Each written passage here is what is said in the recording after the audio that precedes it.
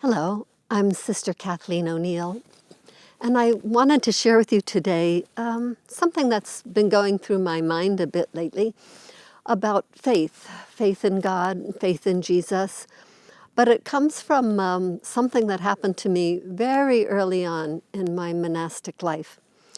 In the days and months before I entered the monastery, I didn't try to speculate a lot about what the life would be like. I had enough common sense to know I didn't know very well what it would be like. But I did think, oh golly, all that silence and solitude, I would wonder if you could be in danger of losing your mind with all of those psychological pressures. Well, there's some truth to that, and it's true we can only accept people into the monastery who have a fair degree of psychological health. It would be cruel to take someone who doesn't, because the life does demand that. But I hadn't been here, I don't know, maybe a year or so, and I can remember I was standing standing inside my room. We call them our cells, our little monastic cell. I was standing inside my room and looking out the window, and I remember thinking, the danger is not losing one's mind. The danger is you could lose your faith. And it wasn't that this was provoked by anything, any crisis or anything, but the demands of faith really struck me. You have lots and lots of time to think. And in the time when I was growing up in the post-Vatican era, of course, there was a lot of questioning, and as a young person in my late teens, I went through a real serious crisis of faith, doubting the existence of God especially. Is it all a dream? Well, what's brought it somewhat to my mind recently is just realizing living a Christian life, it's not that we never have doubts. I mean, there are still times when the possibility goes through my mind. Maybe it is all not an illusion, but maybe there really is nothing. Maybe there is no God. Maybe after death, that's all there is. These are not thoughts that disturb me or make me anxious the way they did when I was in my teens, because I've obviously chosen a life where I've put my money, you might say, on there being God, on the resurrection of Jesus, on life after death. Certainly, being in a monastery makes zero sense if this life is all there is. But that doesn't mean we might not occasionally still have those little doubts. So I was thinking, well, why is it so different now from when I was a teenager? Well, a lot of reasons. Teenagers are teenagers, but that doesn't mean that our experiences in our teens are not serious and shouldn't be taken seriously. So I was thinking, well, there are a lot of reasons why, on the whole, my faith is stronger than it was then. A life of living faith, when you decide this is going to be my life's direction, and certainly the sense that God called me was very strong.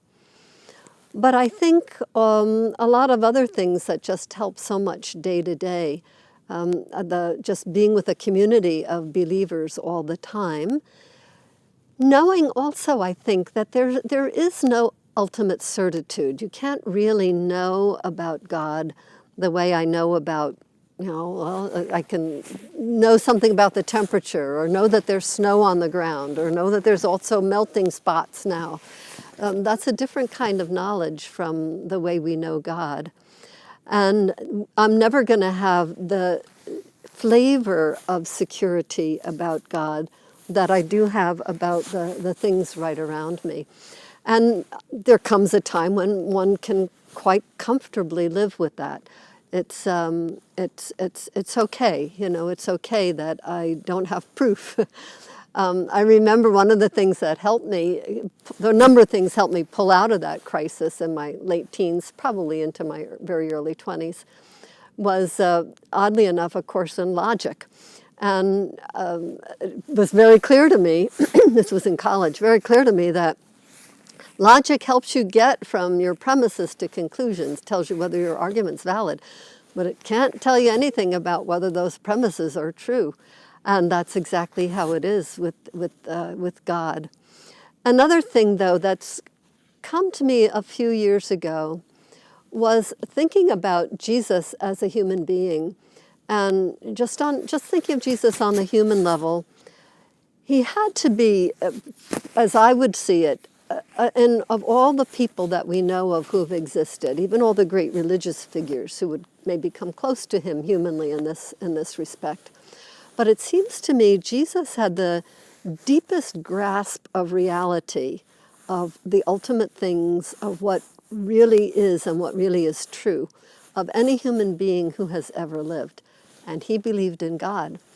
So for me, that's I believed enough to go to the cross. And to me, that's one of the beautiful proofs, you might say, or indications is a better word, of God's existence. But I noticed also from the time when God called me to monastic life, the most critical thing for me, the thing that causes me, you might say nowadays, I suppose, a certain degree of anguish, maybe that's a little too strong a word, but my hunger to love God is much greater now than my desire for certitude about God's existence, because I know where that's going. It can only take me so far. Whereas the love, that's something that can always grow and always increase. And so that experience of desiring to love God, which I know is from Him, is also another thing that helps me tremendously in my own life of faith. And that faith is the step towards the greater thing, which is, of course, love.